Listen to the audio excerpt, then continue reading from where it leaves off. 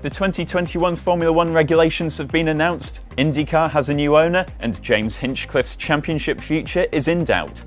This is On Track Recap, and these are the top stories from the past week on Motorsport.com. A sixth title for Lewis Hamilton at the weekend has moved him into second place outright in the all-time list of F1 champions, one clear of Juan Manuel Fangio and behind only seven-time world champion Michael Schumacher.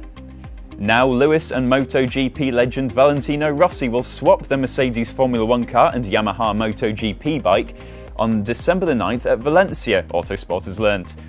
The idea has been in the works for several years, with Monster Energy, a major backer of both the Yamaha MotoGP team and Mercedes Formula 1 outfit, pushing to get Hamilton on a GP spec M1 and Rossi in Hamilton's F1 car.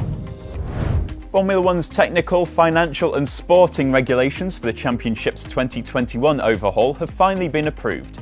Chase Carey called the World Motorsport Council's unanimous approval a watershed moment, while Jean Todt, head of the FIA, described the regulations as a major change in how the pinnacle of motorsports will be run.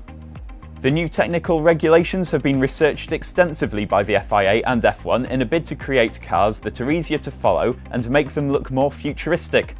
F1's evaluation of weekend schedule changes and other competitive elements should also be clarified in the new sporting rules. Financial regulations will mark a new addition to the official FIA rulebook to implement an F1 first cost cap that will limit team spending to $175 million a year. A subsidiary of the Penske Corporation has purchased the IndyCar series and the Indianapolis Motor Speedway, among other assets. The blockbuster purchase has been made by a Penske division named Penske Entertainment Corp, which means Penske's three-car IndyCar team will compete in a championship that's owned by its parent company. Penske Entertainment will assess options for bringing a more adventurous roster of events at Indianapolis Motor Speedway, including a possible IndyCar and NASCAR doubleheader, endurance racing, and even the return of Formula 1. Indonesian rider Afrizza Munandar has died following injuries sustained in a crash at the Asia Talent Cup race on the support bill at MotoGP's Malaysian Grand Prix.